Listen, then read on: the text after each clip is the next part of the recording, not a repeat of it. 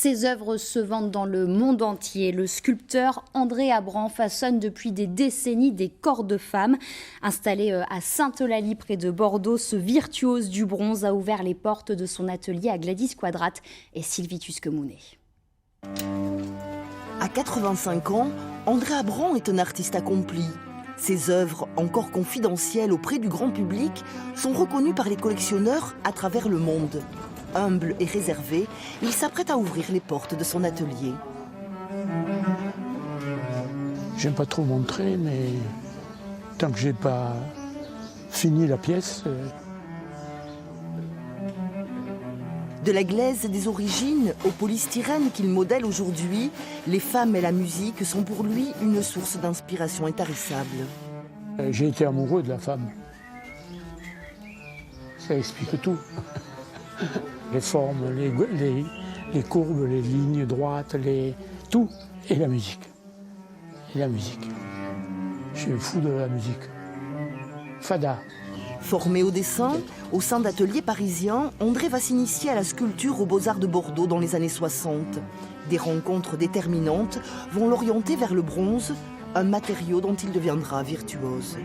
J'ai toujours eu envie du bronze parce que c'était un matériau presque inaltérable, qui dure des siècles, plutôt que la pierre ou le marbre ou le bois.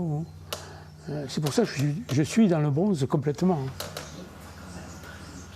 Je pars de mes intuitions, de mes sentiments, de mes ressentiments, de l'existence de la nature et en particulier de l'homme. C'est une passion. Une passion, c'est elle qui commande. Ses œuvres, petites ou grandes, relèvent chacune du monumental. Sa volonté de simplifier la forme et de fortifier les volumes l'apparente à l'après-cubisme, mêlé à la géométrie des arts premiers. Il faut que ça vienne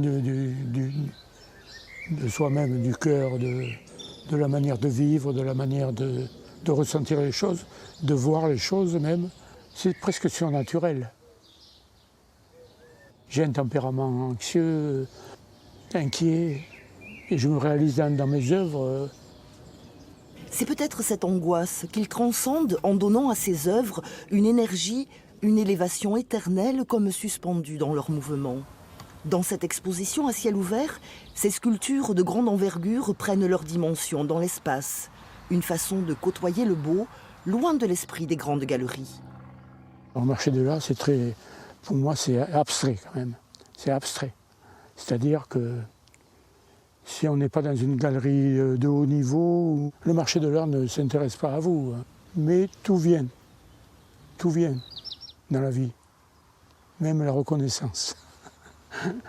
Distingué à plusieurs reprises par les grandes institutions culturelles parisiennes dont il est toujours sociétaire, il s'est démarqué malgré lui, préférant son indépendance artistique à toute forme d'élitisme. J'ai aucun regret quelconque. J'ai créé, les gens qui veulent voir, ils peuvent voir, ceux qui veulent acheter, ils achètent, et ainsi va la vie. Artiste atypique, André Abran a pour projet de créer un fonds de dotation de ses œuvres. Son rêve serait de voir l'une d'elles dans sa ville, à Bordeaux, lui rendre un dernier hommage.